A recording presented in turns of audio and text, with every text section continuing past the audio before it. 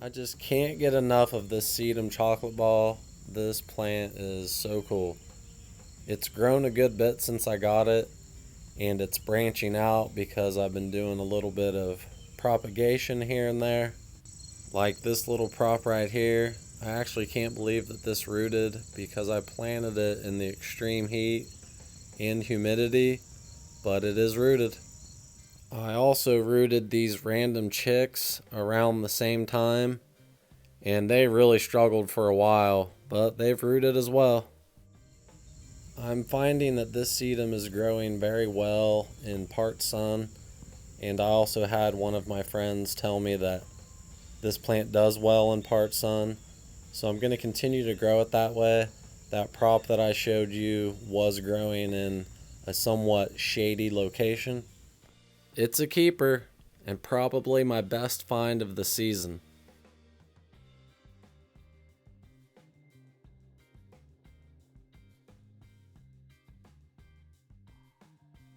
This is the kale tofu and ancient grains bowl.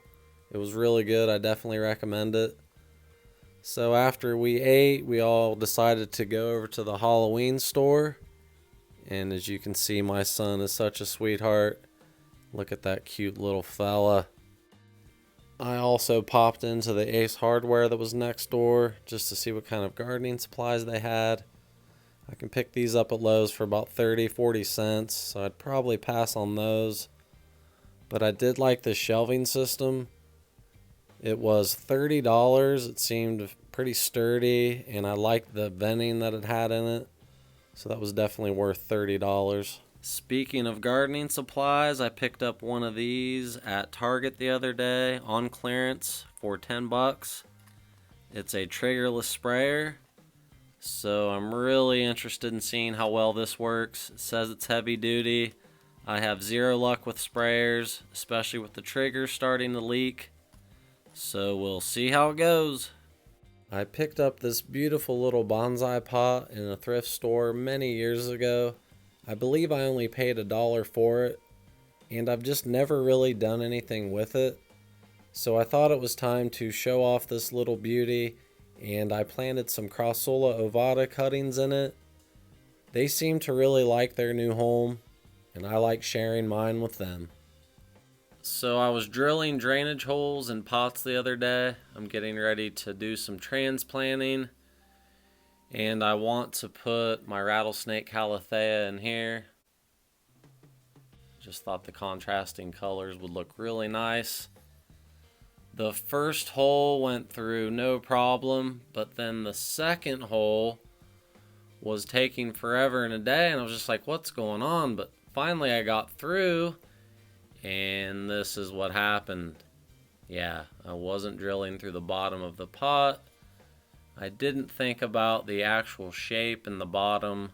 I didn't factor in this whole shape down here. So yeah, my bad. But I can fix that, it'll be fine. Luckily, the next pot turned out a lot better. This is one of my thrift store finds. I love this pot. I'm pretty sure it's vintage. Handmade, obviously. I got 3 holes in there. The center hole is not perfectly centered, obviously, but I was able to get 3 holes in there, so this is going to drain very well. And look how thick the base is. It took forever to drill those holes. I couldn't believe how thick it was. So it's a nice sturdy pot. I'm going to put a Haworthia in it. I'm not sure what one yet, but I'll do a follow-up video or include it in some kind of video to make sure that you can see what I ended up putting in there. Really cool pot though. I think I paid like 40 cents for this. So you can't beat that. If you enjoyed this video, hit that thumbs up button. Subscribe if you'd like and hit that notification bell. Follow me on Instagram at VeggedOut1. Feel free to leave a comment below. Thanks for watching and have a wonderful day.